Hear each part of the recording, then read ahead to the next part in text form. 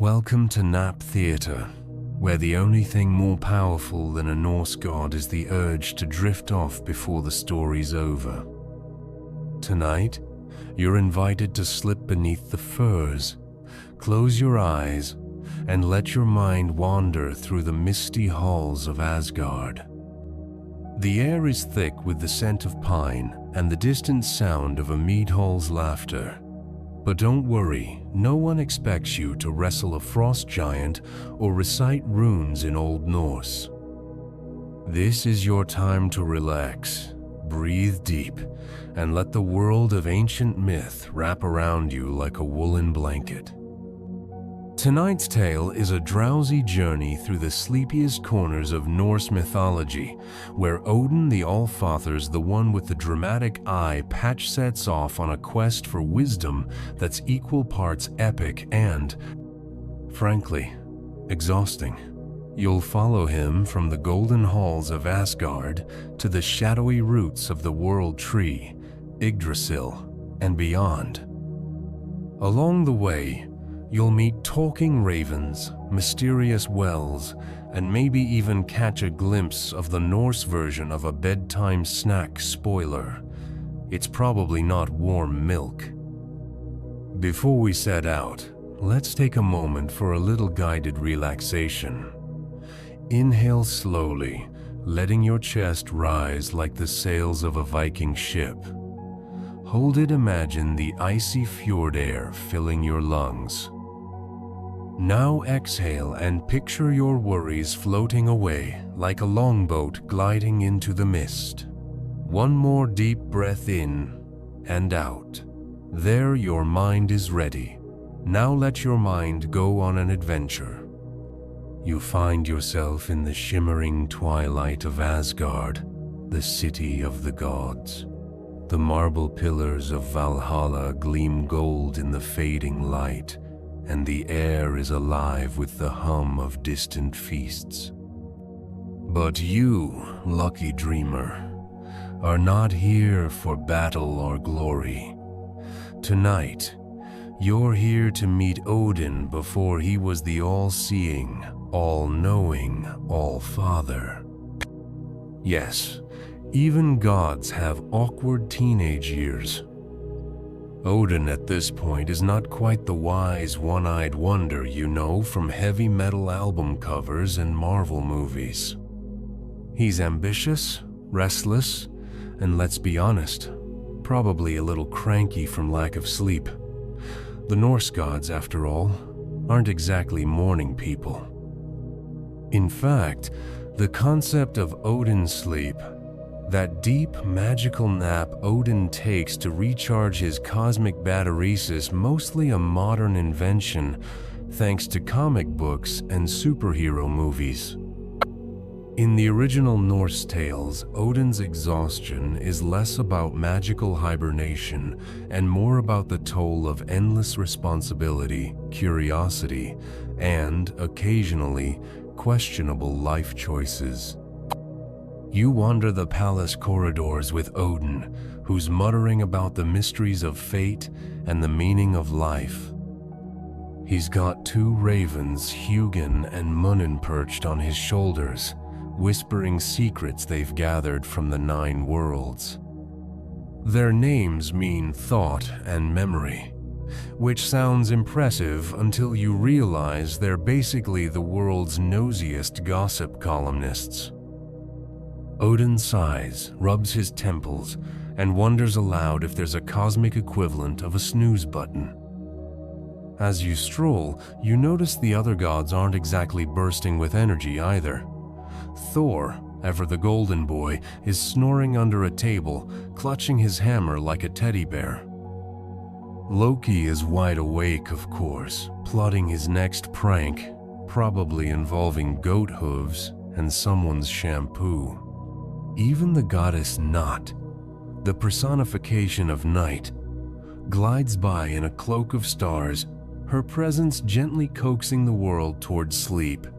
Among the dwarves, she's called Draumnjörun, or Dreamnjörun, a nod to the mysterious goddess associated with dreams and possibly the Norse equivalent of a sleep fairy.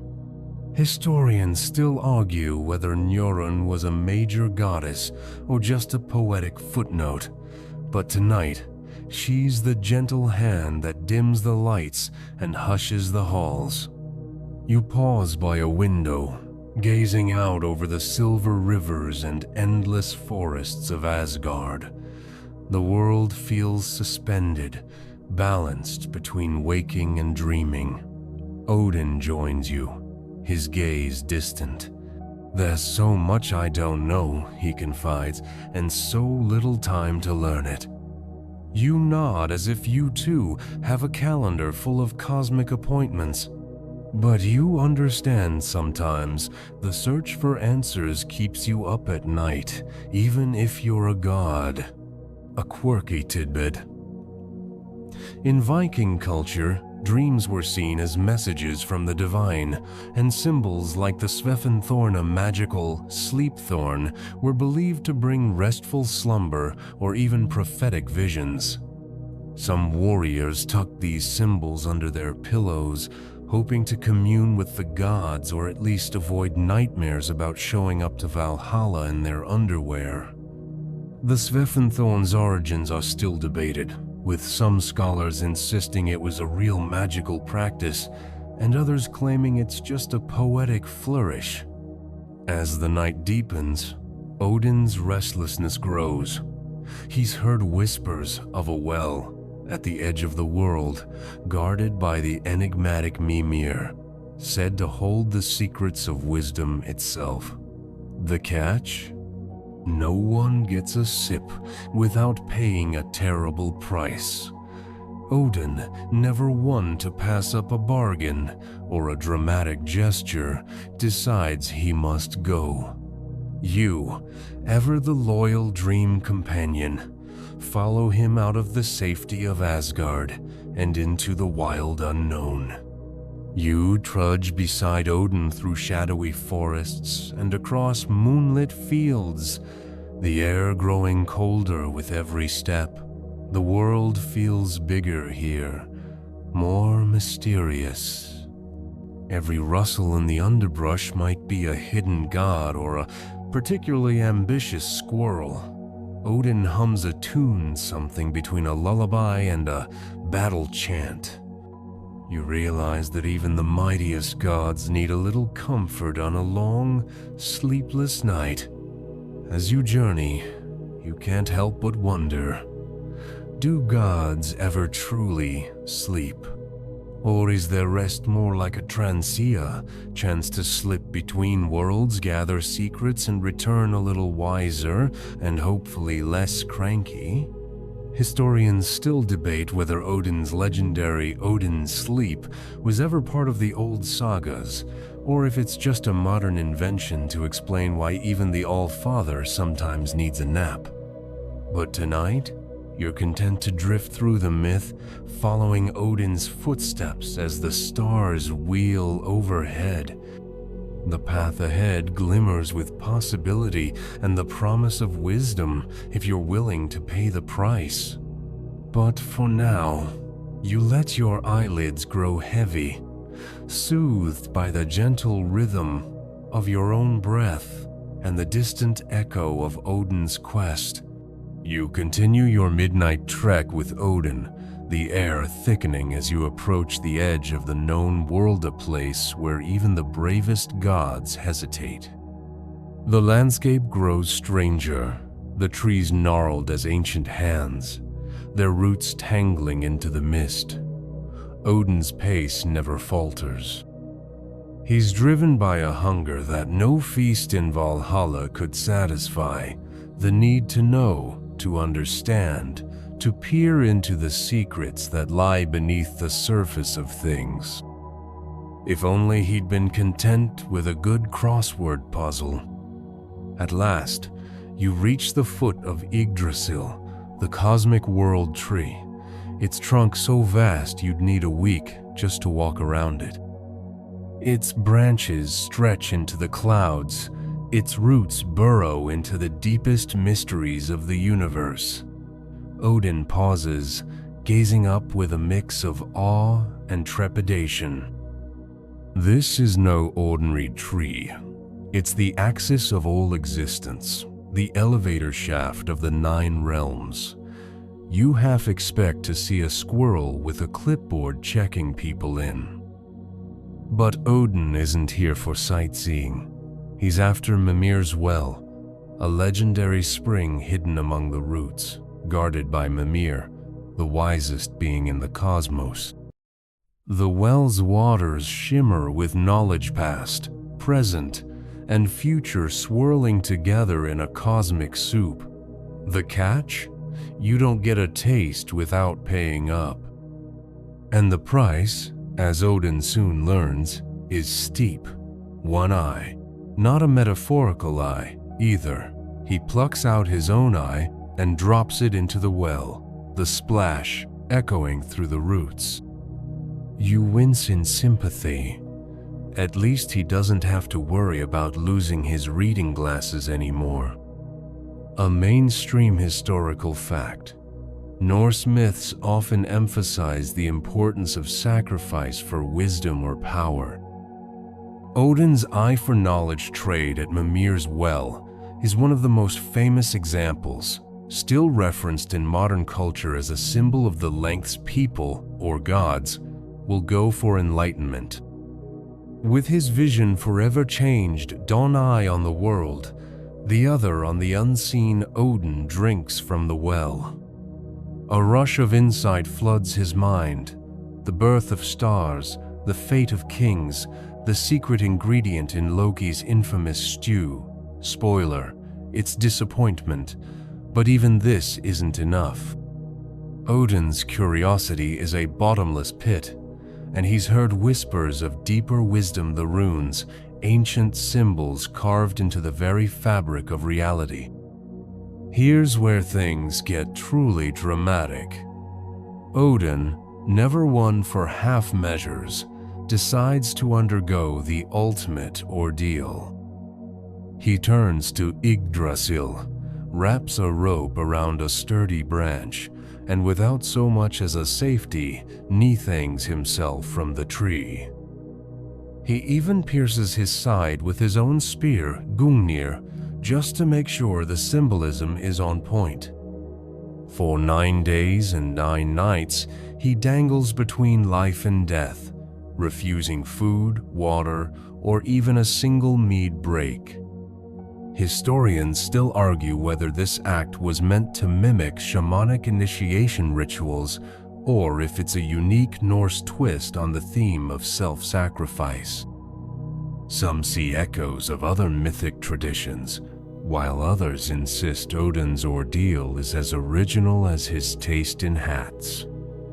Either way, the symbolism is clear. True wisdom demands a price, and sometimes that price is yourself. The number 9, by the way, pops up everywhere in Norse myth 9 worlds, 9 nights, 9 spells. Some scholars think it represents completeness or a full cycle, while others suspect the Norse just really liked odd numbers. During those 9 nights, Odin teeters on the edge of existence, peering down into the shadowy waters below. The world blurs, time stretches and folds. You can almost feel the chill of the cosmic wind, the ache in your own limbs as you imagine hanging there, suspended between everything and nothing.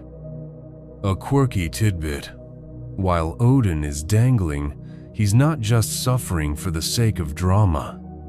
He's calling out to the runes, those mysterious symbols the Norns, the fate-weaving maiden carve into Yggdrasil's bark.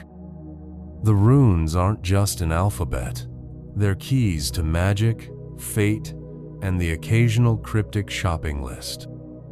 Only those who prove themselves worthy can glimpse their secrets, and Odin is determined to be the first.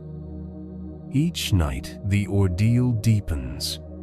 With every passing hour, Odin's mind expands, visions flicker before him. The rise and fall of empires, the laughter of gods, the quiet sorrow of mortals.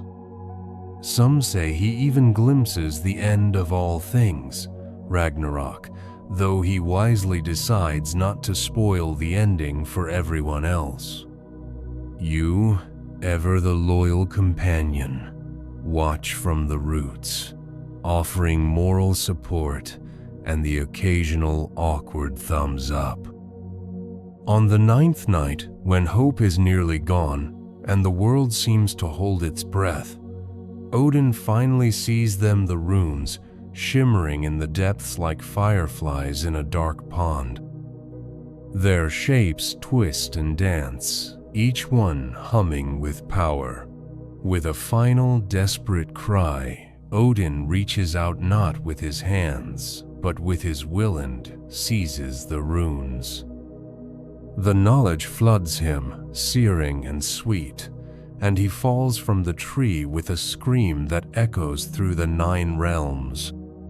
He's changed now, in ways both obvious and subtle. Sure, he's got a killer story for the next godly dinner party, but he's also gained the ability to heal, to shape fate, to turn the tide of battle with a word, or, if he's feeling cheeky, to make someone fall in love with the wrong person. The runes have made him the wisest being in creation, but the cost lingers in every line of his face, every shadow in his remaining eye.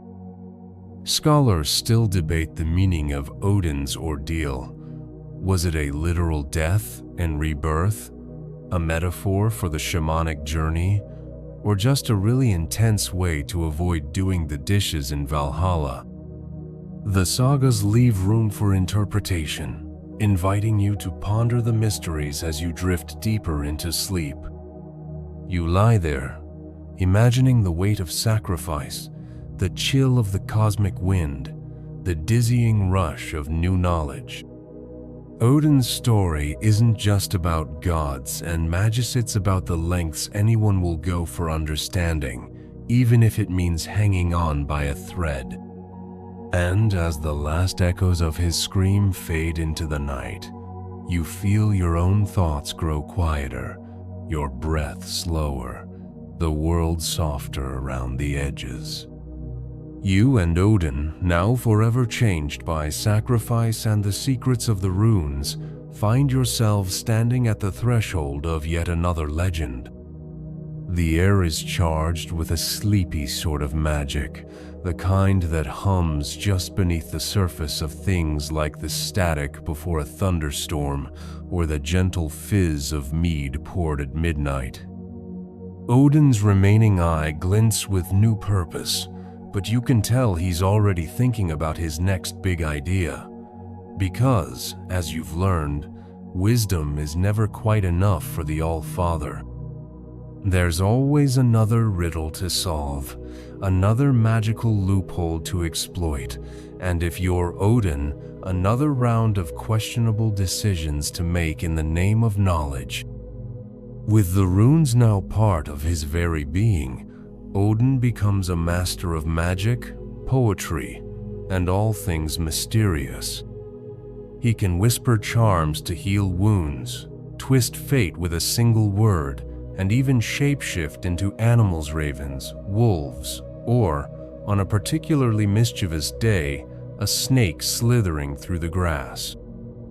He's not above using these tricks to get what he wants, whether it's a strategic advantage in battle or the last honey cake at the Asgardian bake sale. You can't help but admire his commitment. But there's one treasure Odin still craves: the mead of poetry, a magical brew said to grant anyone who drinks it the gift of eloquence, inspiration, and the kind of poetic prowess that could make even a frost giant swoon. The mead is guarded by the giant Suttung and his formidable daughter, Gunnlod, hidden deep within a mountain. Odin, never one to pass up a challenger, a good disguise, sets out to claim it, dragging you along for another round of mythic mischief. This time, Odin dons the name Bolverk, which translates to evil doer. You briefly wonder if he's ever considered something less ominous, like mildly inconvenient, doer. He worms his way into the household of Suttung's brother Baugi and, through a series of suspiciously convenient events, ends up alone with Gunnlod in her secret chamber. Over 3 nights, Odin charms her with stories, songs, and just enough flattery to win 3 precious draughts of the mead. Each sip empties an entire vessel. Odin never does anything by halves. A mainstream historical fact. The Norse believed poetry was a divine gift, and skaldspöets were revered for their ability to weave words that could sway hearts, seal alliances, or even curse enemies. The Mead of Poetry myth explains why some mortals are blessed with inspiration. Odin, in his escape, spilled a few drops for humankind, ensuring that even the sleepiest listener might one day wake up with a verse or 2 on their lips. Of course, Odin's escape is pure chaos. He transforms into an eagle, clutching the mead in his talons, and soars toward Asgard with Suttungno, also an eagle, hot on his tail. The gods, ever prepared for a bit of slapstick, set out vats to catch the precious liquid. Odin spits the mead into the containers, but in his haste, a few drops fall to earth. These, the Norse say, are the source of bad poetry, proof that even divine inspiration can have a few duds. A quirky tidbit. Some versions claim that Odin's less than graceful mead spillage is the reason mortals occasionally write terrible poetry. So the next time you hear a cringe-worthy rhyme, you can blame it on a god's clumsy landing rather than your cousin's questionable talent. As Odin settles back into his throne, newly crowned as the god of poetry, you notice he's not exactly basking in the glow of accomplishment. Instead, he's already plotting his next move, consulting with the Norns, the fate-weaving sisters, and practicing cider, a form of Norse magic usually reserved for women and considered unmanly by Viking standards. Odin, however, is never one to let social conventions get in the way of a good spell. He enters trances, consults the dead, and manipulates destiny itself, all in the pursuit of wisdom, power, and, occasionally, a decent night's sleep. Historians still argue whether Odin's magical practices were a sign of shamanic tradition or a unique quirk of his myth. Some see him as a proto-shaman, bridging worlds and bending fate. Others think he's just the ultimate multitasker, juggling more side quests than a particularly ambitious gamer.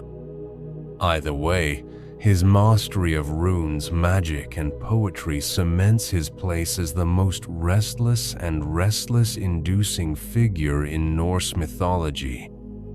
You, meanwhile, are starting to feel the weight of all this mythic adventuring. The world around you softens, the edges blur, and Odin's voice, once booming and brash, fades to a gentle murmur.